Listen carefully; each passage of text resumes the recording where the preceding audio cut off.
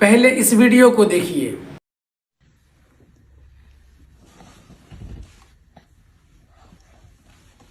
بسم اللہ الرحمن الرحیم یاسین والقرآن الحکیم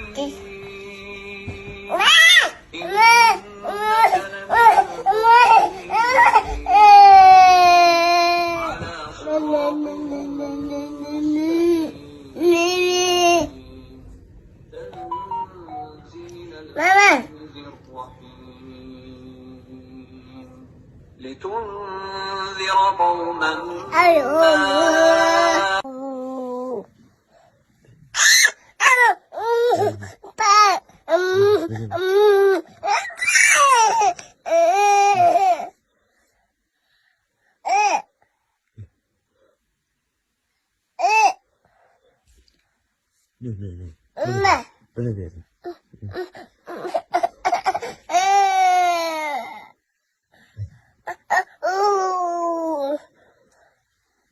کہتے ہیں کہ جس کی زندگی میں قرآن آ جائے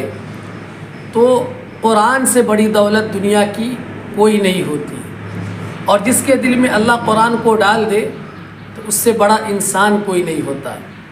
وہ اپنے آپ میں بادشاہ ہوتا ہے اور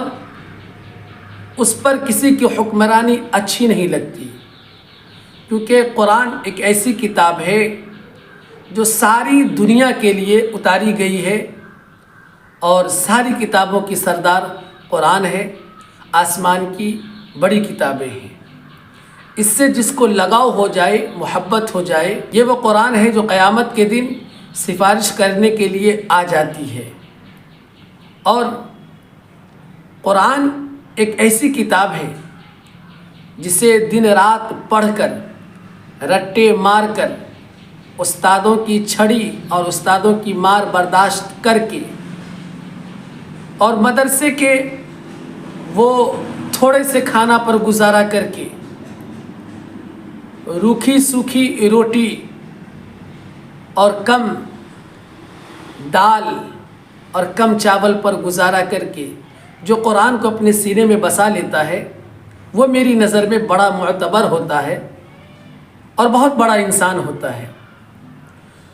اور کمال تو یہ ہے کہ اللہ تعالیٰ ان قرآن والوں کو، جو قرآن یاد کر لے، جسے دنیا حافظ کہتی ہے، تو ان کے لیے اللہ نے بڑا ہی مرتبہ رکھا ہے، اور اللہ ان حافظوں کو ایسی جگہ پر پہنچائے گا جہاں صرف حفاظ کرام پہنچ پائیں گے، اور جن کے لیے سیڑھیاں بنائی گئی ہیں۔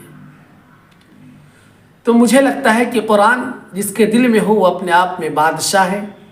وہ اپنے آپ میں اللہ کا برگزیدہ بندہ ہے، چنا ہوا اور پسندیدہ بندہ ہے۔ اس لیے میں ایک بات ہمیشہ کہا کرتا ہوں کہ قرآن والے لوگ، جس کے دل میں قرآن ہو اور جو قرآن کا حافظ ہو، اس کو چاہیے کہ وہ کسی کی غلامی نہ کرے، کیونکہ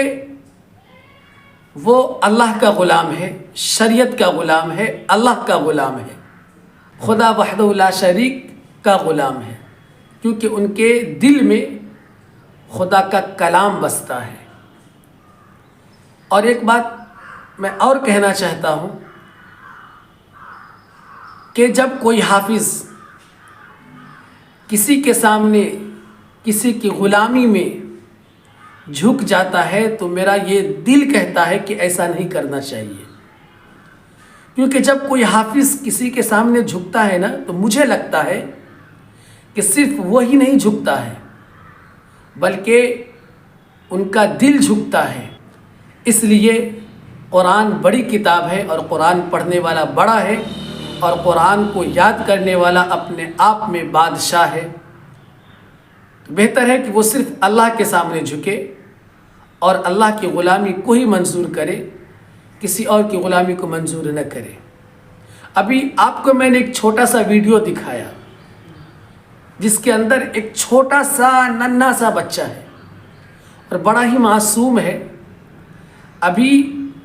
اس کی سمجھ میں یہ بھی نہیں ہے کہ یہ کون سی کتاب ہے، اسے کیا کہتے ہیں، مگر بڑے ہی خوش نصیب ہیں وہ والدین جنہیں ایسا بیٹا ملا ہے۔ کہا جاتا ہے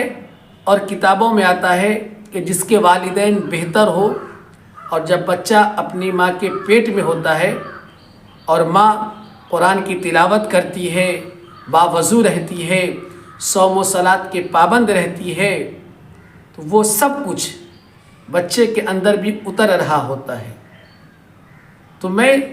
سلام کرتا ہوں بار بار ایسے والدین کو کہ جس کا بچہ قرآن سے اتنی محبت کر رہا ہے کہ اس کے سامنے موبائل دیا جاتا ہے مگر موبائل کو ٹھکرا کر قرآن کو سینے سے لگاتا ہے۔